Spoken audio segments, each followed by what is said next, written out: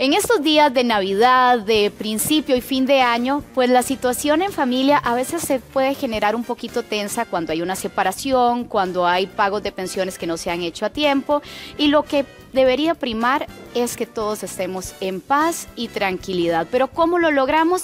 Al margen de la ley. Hoy el abogado Pedro Chávez nos acompaña en esta mañana y nos ayuda en esa materia. Don Pedro, como siempre, un placer tenerlo acá en casa. Gracias por acompañarnos. Don Pedro, ya 23 de diciembre. ¿Qué pasa con estas familias que todavía están esperando la pensión y el aguinaldo, que a este punto todavía no se ha hecho el pago? Lastimosamente ya es bastante adelantado el mes, ya las autoridades judiciales ya cerraron la mayor cantidad de los despachos, y yo le diría que la primera recomendación que debe hacer es llame, hable con la persona, a ver qué fue lo que pasó, por qué se dio el retraso. El retraso puede ser porque no le hayan depositado, por ejemplo, y le depositan hoy, o le depositan el próximo 24, o sea, mañana, pues hasta mediodía perfectamente pueden estar trabajando, o los que trabajan continuamente hasta las 6 o 8 le depositan en el transcurso de la tarde. Eso puede suceder. Entonces la primera recomendación es, primero, el diálogo. Hable, pregunte qué pasó y pregúntelo de buena manera. No lo haga exigiendo, cumpliendo una norma ya establecida en una sentencia, porque eso no va a ayudar. Puede ser que tenga una justificación real de qué es lo que está pasando esa otra persona. Ahora, si ya acabada esa etapa no se da el pago, bueno, tendrá que acudir a la vía judicial de acuerdo a la sentencia que tiene de divorcio o a la sentencia de pensión alimenticia, dependiendo de cada uno de los casos, y solicitarle al juez que le obligue, y si no, va lastimosamente la orden de prisión para que esté detenido. Uy, don Pedro, y es que en estos casos y en estas fechas, que las mudaditas, que los regalos, que esta plata se vuelve vital en diciembre. Muy importante, sumamente importante. El problema ahí es una realidad: el país no está económicamente bien, los empresarios tampoco tienen la liquidez para poder estar haciendo todos los pagos, hay una serie de limitaciones reales en la circulación del dinero, y por supuesto toda la economía se ve contraída en estos momentos. Es cuando más necesita esa fluidez, y no está, digámoslo, aceitada, engranada correctamente, no existe. Entonces todo eso forma una cadena que va hacia atrás, un efecto dominó, lo que se conoce en economía. Ahora, don Pedro, ¿cómo se dividen los padres divorciados en esta etapa los pagos cuando uno y otro ¿verdad? Tienen tiempo con su hijo? Claro. ¿Cómo debería ser en este tiempo libre, verdad? Yo me lo dejo unos días, vos te los dejas otros. ¿Cómo se dividen esos pagos? Son dos cosas que son importantes. Lo primero es, ¿quién es el sujeto que está haciendo ahí? Es su hijo. Entonces, no debería ser un problema, no debería, pero en la práctica sí lo es. Segundo tema importante es, ¿qué dice la sentencia? La sentencia de divorcio establece algo respecto en esos casos, o la de la pensión alimenticia, ¿cómo lo establece? ¿Está compartido el padre y la madre? ¿En qué condiciones?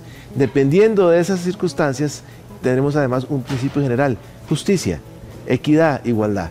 Si los padres tienen ambos las mismas posibilidades, que es lo que ha establecido nuestra ley, debería ser en conjunto y no debería ser un problema, debería dársele al hijo lo que se necesita.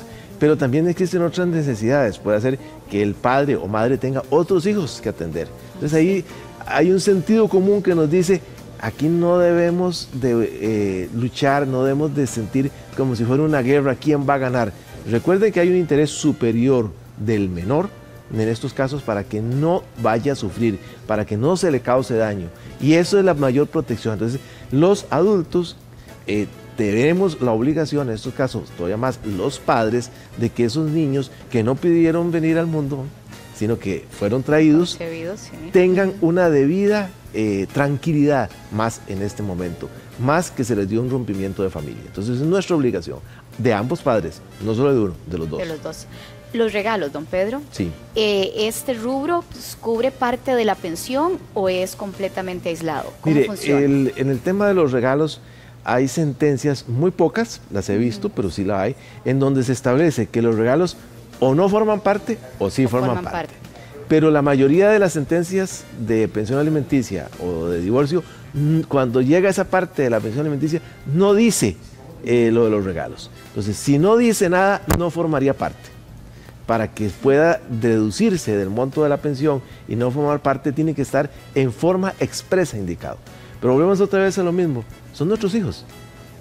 los que están ahí. O sea, hasta dónde el padre, de forma voluntaria, sin que tener, y digo padre en sentido genérico, padre o madre, debe ayudar a darle una buena satisfacción, aun cuando no sea lo más importante lo material en esta época. Vamos a aclarar eso, que la Navidad la pensamos como que los regalos, lo material que podamos dar es lo único y lo último que se debe dar. No, en realidad lo más importante es el compartir, el pasar con esa persona, más si son los hijos, en atender sus necesidades, que muchas veces no son el iPad más importante o el teléfono de última generación o la ropa más bonita o una joya. Muchas veces no es eso. Muchas veces lo que ellos necesitan es compartir con ese ser amado, que en este caso es el papá o la mamá. Esa falta de compensar es lo que hace que se sienta un deterioro de la relación, y entonces se tratan de aplicar las normas. Cuando eso no se está dando, cuando no se siente esa falta de compartir, en realidad hay más flexibilidad, somos más seres humanos. Don Pedro, en esa línea, en ese compartir, si por ejemplo en esta época yo que soy el que paga la pensión, me quedo con mi hijo o mis hijos una o 2 semanas, ¿tengo que pagar el monto completo de la pensión ese mes aunque estén conmigo? No debería. Y volvemos otra vez a la parte, ¿qué establece la sentencia de divorcio o la sentencia de la pensión alimenticia? Si establece en forma expresa de que se deduce, pues se va a deducir.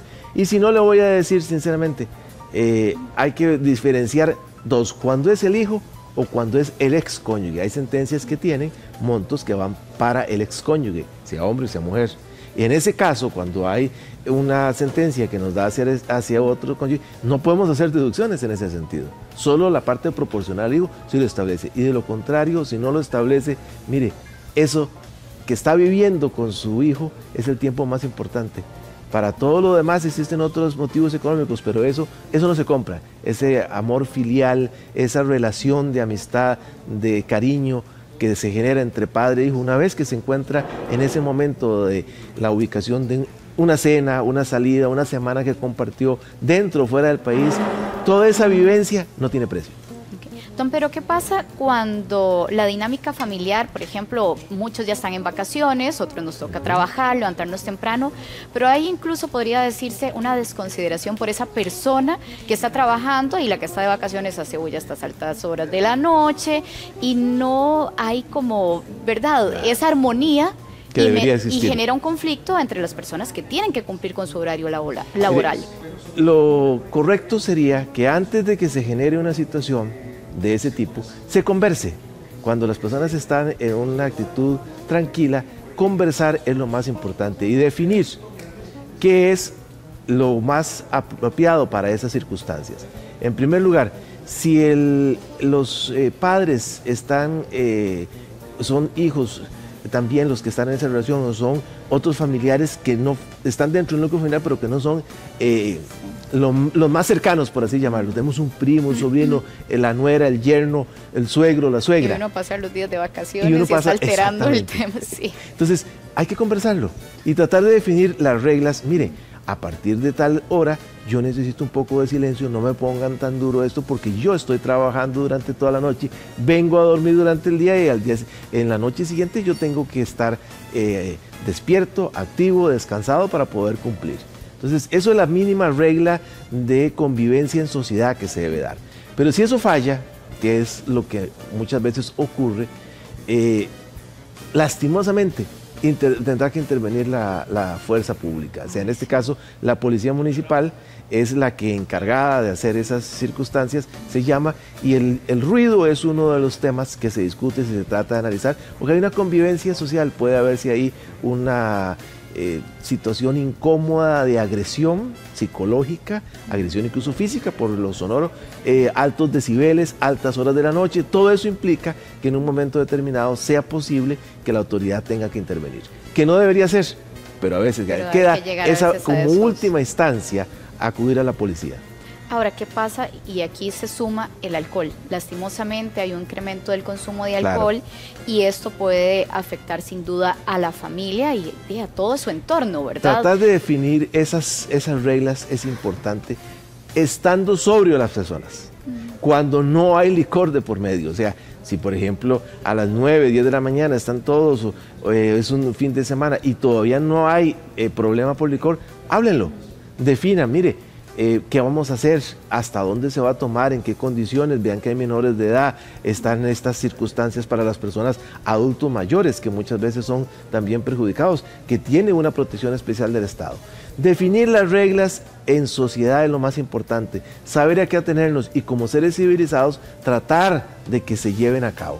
Si aún así no se llevan a cabo, no nos queda otra vez más la posibilidad que decir, bueno, tendrá que intervenir la autoridad de policía, que es la primera que acude. Sí. Y si no se resuelve ahí, pues tendrá que ir pasando a la parte contravencional que tiene nuestro Código Penal, pero que ojalá no tenga que ocurrir, ojalá tenga resolverse en forma pacífica y previo a las circunstancias. Tomemos en consideración que en el momento en que ya hay un conflicto, que está el licor, la persona con el licor ya en cierto nivel, ya no va a tener la misma capacidad de razonamiento, ya el entendimiento no va a ser el mismo, la forma de actuar, de responder, el tono de la voz varía, todo eso hace que sea más difícil. Entonces, veamos lo previo, es la mejor recomendación. Muy bien. Don Pedro, deudas. Lastimosamente, lo sabemos, situación país es algo complicado, pero en esta fecha llegan unas platitas extra. Claro. Y tal vez usted como familia decidió que ese dinero se iba a utilizar para amortizar esa deuda,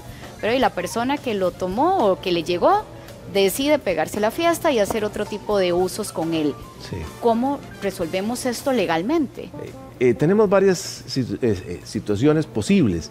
Una es si la persona que tiene el dinero ya estaba comprometida de acuerdo a algún documento o judicialmente. Dependiendo de esa circunstancia, podemos exigir incluso el cobro obligado, o sea, con una sentencia solicitando a la autoridad judicial de que ese pago se hizo erróneamente o que no se hizo y que le genere las responsabilidades a esa persona. Ese es el peor de los eventos, no debería de darse. Volvemos aquí otra vez a la parte de qué sería el ideal. El ideal es que se converse y que se cumpla. O sea, hay una situación ideal y es que no se vaya a percibir de que hay una situación de alguien pone la mano encima y ese es lo que se hace y es la autoridad en la familia. No, la familia es un acuerdo de voluntades que se está dando entre los cónyuges, los hijos, y todo tiene que ser en función de esa familia, más cuando se trata de dineros que van para familia. Entonces hay que negociarlo y que se cumpla adecuadamente. Si ya la posibilidad no se dio o se dio erróneamente, por ejemplo, ya gastaron el dinero, o sea, que ese es el tema, ya no existe. Ya no hay. Ya, o se lo tomó, lo pagó, lo perdió, lo jugó, que eso se está dando muchísimo hoy día, lastimosamente. El juego, se jugó y lo perdió, porque creía que iba a tener más y lo perdió. Sea lotería, sea en un casino, sea en familia, con amigos, pero lo perdió. Entonces, en esas circunstancias no queda más remedio, lastimosamente, que acudir a la justicia para que trate de impartir la justicia que no se dio cuando en forma irresponsable actuó esa persona, hombre o mujer, que aquí va para los dos lados. Y a manera de conclusión, don Pedro, estas fechas son muy lindas. Qué triste sería que vengan a tocarnos la puerta a decir vamos a tener que embargarlo, tienen que salir de la casa. ¿Cómo evitamos esto, el mal manejo de los dineros, para que podamos llevar popularmente, como decimos, la fiesta en paz? Lastimosamente, en nuestro país, en general en América Latina, no tenemos una cultura económica, una situación de enseñanza de cómo manejar las finanzas desde el punto de vista de la economía y de un buen, apropiado manejo. No lo tenemos.